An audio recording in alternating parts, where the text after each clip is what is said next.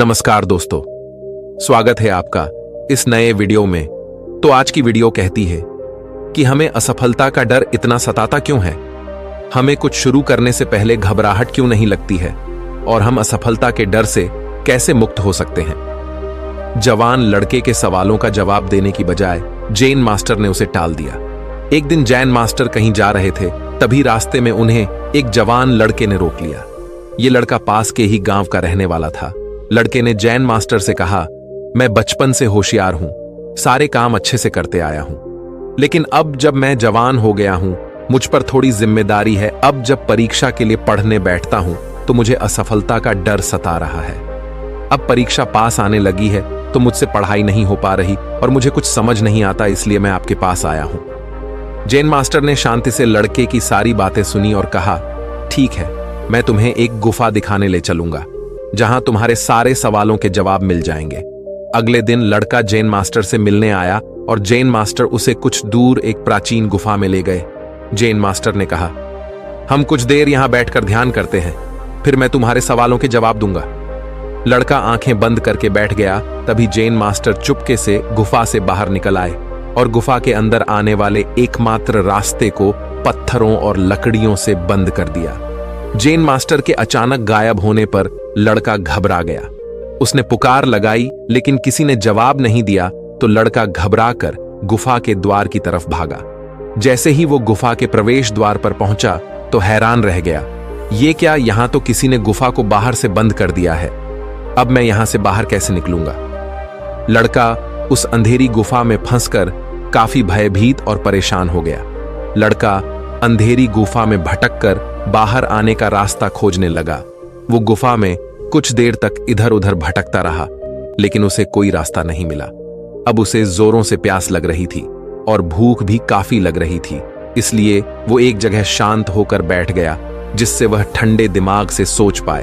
तब अचानक उसे रोशनी दिखाई दी, तो लड़का उठकर उस रोशनी की ओर चलने लगा। अंधेरा होने के कारण लड़के को ठोकर लगी, लेकिन वो चलता रहा। धीरे धीरे वो दीवारों का सहारा लेकर उस रोशनी तक पहुंच गया और उसने देखा कि गुफा की छत पर एक छेद है जहां से सूर्य की रोशनी आ रही है। जैसे ही उसने हाथ उस छेद में डाला तो उसे किसी और के हाथ का स्पर्श महसूस हुआ। लड़के ने आसपास के पत्थर हटाए और उसी हाथ को पकड़ लिया और लड़का ऊपर खींचता चला गया। जब लड़खड़ाते हुए लड़का बाहर आया तो उसने देखा कि वहीं जैन मास्टर बाहर खड़े होकर मुस्कुरा रहे हैं। लड़का मास्टर को देख गुस्से में चिल्लाकर बोला, क्यों, आपने मुझे गुफा में बंद कर दिया। एक तरफ मैं अपनी परेशानी का समाधान के लिए आपके पास आया था और वहीं आपने मेरे साथ ऐसा किया। बाबा ने मुस्कुराते हुए कहा, अच्छा एक बात बताओ, तुम कभी इस गुफा में गए नहीं थे तो तुम इस गुफा से बाहर कैसे निकले। लड़के ने कहा, मुझे पता नहीं। जैन मास्टर ने कहा, अगर तुम उस गुफा में दोबारा जाकर देखो तो तुम्हें कीड़े बिच्छू भी नजर आएंगी, लेकिन फिर भी तुम बिना डरे आगे बढ़ते गए और बाहर निकल आए। जैन मास्टर ने कहा, इसके 3 कारण हैं। पहला, तुम्हें तेज प्यास लग रही थी और साथ में अपनी जान का डर था, यानी तुम्हें रास्ता खोजने की तीव्र इच्छा थी। दूसरा, तुम्हें एक रोशनी दिख रही थी जिसकी ओर तुम्हारा फोकस था, यानी तुम्हारा लक्ष्य एकदम साफ था। और तीसरी बात, कोई डिस्ट्रैक्शन नहीं था, तुम्हें कीड़े मकोड़े और बिच्छू भी नहीं दिख रहे थे, यानी तुम किसी प्रकार के डिस्ट्रैक्शन से विचलित नहीं हुए। लड़के ने कहा, मैं इन सब से क्या सीख सकता हूं। जैन मास्टर ने कहा, सबसे पहले ही स्पष्ट लक्ष्य। जिस तरह तुम्हें अंधेरी गुफा में एक रोशनी दिख रही थी, उसी तरह तुम्हारी आंखों के सामने तुम्हारा लक्ष्य स्पष्ट होना चाहिए और सोते जागते तुम्हारे सामने लक्ष्य ही होना चाहिए। इसलिए हर दिन सुबह जागकर तुम अपने लॉन्ग टर्म विजन को लिखो कि मैं यह परीक्षा क्यों पास करना चाहता हूं, मैं जीवन में ये क्यों बनना चाहता हूं। इसे पूरी भावनाओं से लिखो जिससे ये लक्ष्य पूरे समय तुम्हारी आंखों के सामने स्पष्ट बना रहे। दूसरी बात थी तीव्र इच्छा।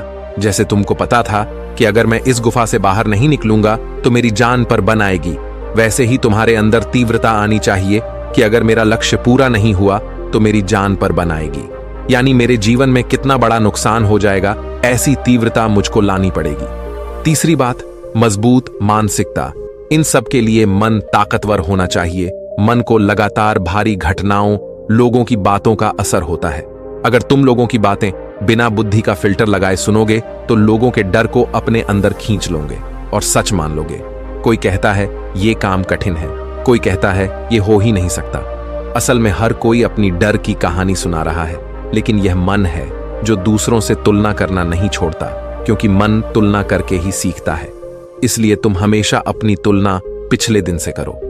हर दिन खुद से पूछो, आज मैंने क्या बेहतर किया और कल मैं क्या बेहतर कर सकता हूं। जब तुम खुद से इस तरह पूछोगे कि कल मैं क्या बेहतर कर सकता हूं, ऐसा करने से तुम आज की गलती को सकारात्मक रूप से देखने लगोगे और धीरे धीरे तुम्हारी कमजोरी तुम्हारी ताकत में बदल जाएगी और इससे मजबूत मानसिकता पैदा होगा। तुम्हें बाहर तुलना करने की जरूरत नहीं पड़ेगी। आखिरी बात, तुम्हें हर दिन लक्ष्य के बारे में सकारात्मक विचार सोचते सोचते सोना है और सुबह उठकर भी लॉन्ग टर्म विजन के बारे में सोचना है। ऐसा करने से यह लक्ष्य तुम्हारे अंतर्मन में बस जाएगा। तुम्हें पूरे दिन महसूस होगा कि मुझे एक इस लक्ष्य को हासिल करना ही है और तुम उस लक्ष्य तक पहुंच जाओगे। लड़के ने कहा, मास्टर आपकी बात सही है, लेकिन मैं हमेशा गुफा में थोड़ी ही बंद रहूंगा। असली दुनिया में बहुत बहुत अशांति है। मैं हमेशा इतना तीव्र एकाग्रता और फोकस कैसे बनाए रखूंगा। जेन मास्टर ने कहा, माना असली दुनिया में बुलावे हैं, लेकिन इसके बावजूद तुम अपने एकाग्रता पर अडिग रह सकते हो। बड़े बड़े लोगों ने ऐसे ही लक्ष्य हासिल किया है। तुम एक युवराज की कहानी सुनो। एक सम्राट ने महामंत्री को अपनी चिंता बताई। मंत्री जी, मुझे ऐसा लगता है कि युवराज चतुराई में थोड़ा धीमा है। तीरंदाजी हो या घुड़सवारी या तलवार चलाना, जिन कलाओं को मैंने 12 साल की उम्र में ही सीख ली थी, उन कलाओं को ये नौजवान 16 साल में भी नहीं सीख पाया है। मुझे यही चिंता होती है कि मेरे बाद ये कैसे इतने बड़े राज्य को संभालेगा। मंत्री ने कहा, सम्राट, मैं युवराज को कल ही अपने गुरु के पास ले जाता हूं। अगले दिन महामंत्री युवराज के साथ आश्रम पहुंचे। आश्रम पहुंचते ही महामंत्री ने बाबा को राजा की व्यथा से भरा पत्र पर सुनाया। बाबा ने कहा, मंत्री जी, युवराज को बुलाइए। जब युवराज सामने आया तो बाबा उसे गौर से देखने लगे। युवराज एक जगह खड़ा तो था, लेकिन उसकी आंखें स्थिर नहीं थीं। पता चल रहा था कि युवराज लगातार कुछ सोच रहा है। बाबा ने युवराज से कहा, तुम क्या सीखना चाहते हो?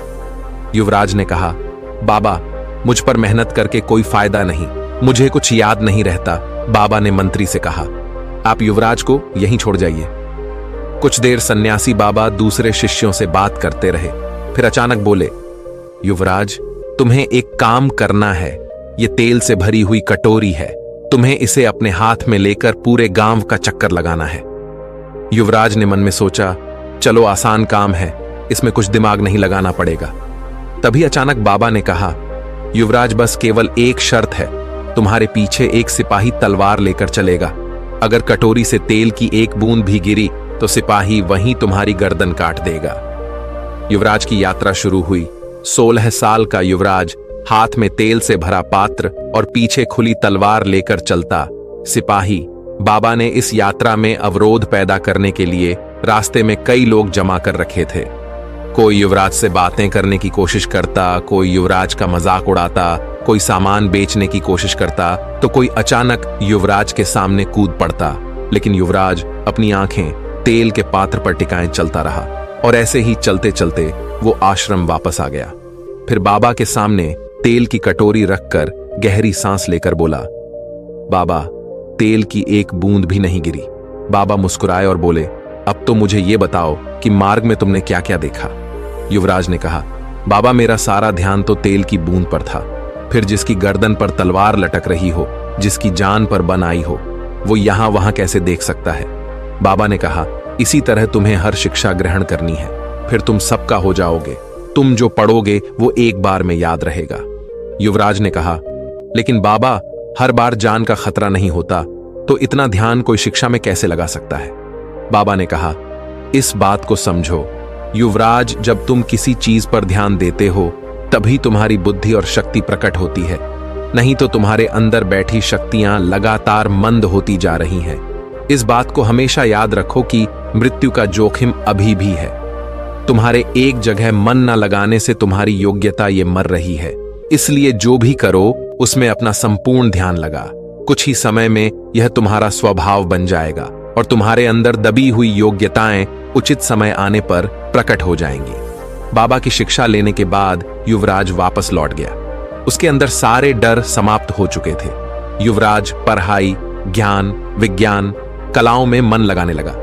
वो बड़ा हुआ और एक महान अर्थशास्त्री और सम्राट बना। दोस्तों, उपनिषदों का घोष है कि आप वही है जो आपकी गहरी इच्छा है। जैसी आपकी इच्छा है वैसा ही आपका इरादा है और जैसा आपका इरादा है वैसा ही आपका परिणाम है। जैन मास्टर ने आखिर में कहा, अगर आपके दिमाग में यह बात अटकी है जो आगे नहीं बढ़ रहा है वो नष्ट हो रहा है, जिसका सृजन नहीं हो रहा है उसका विनाश हो रहा है। अगर आप उपयोग ना करो तो आपकी सारी शक्तियां नष्ट हो रही हैं। अगर आपके मन में यह बात साफ है तो आपको फोकस करने से कोई नहीं रोक सकता। जैन मास्टर ने आखिर में लड़के से कहा, लक्ष्य पाने के लिए मन के अंधकार में लक्ष्य एक रोशनी जैसा स्पष्ट होना चाहिए। इसको पाने की तीव्र इच्छा होनी चाहिए और मजबूत मानसिकता होनी चाहिए कि कोई भी डिस्ट्रैक्शन या कोई भी बात या कोई भी अफवाह तुम्हारे मन को विचलित न कर सके। जैन मास्टर ने कहा, अगर ये 3 काबिलियत विकसित कर ली जाए तो ऐसा कुछ भी नहीं जो इन तीनों से हासिल ना किया जा सके। इसलिए इनका हर दिन अभ्यास करो। मैं करना तो चाहता हूं पर मन नहीं होता। मैं सुबह जल्दी उठना तो चाहता हूं पर उठ नहीं पाता। कल से पक्का मेहनत करूंगा। इस समस्या का सीधा हल है बर्निंग डिजाइनर, कुछ बनने की तीव्र इच्छा। तो दोस्तों, कैसी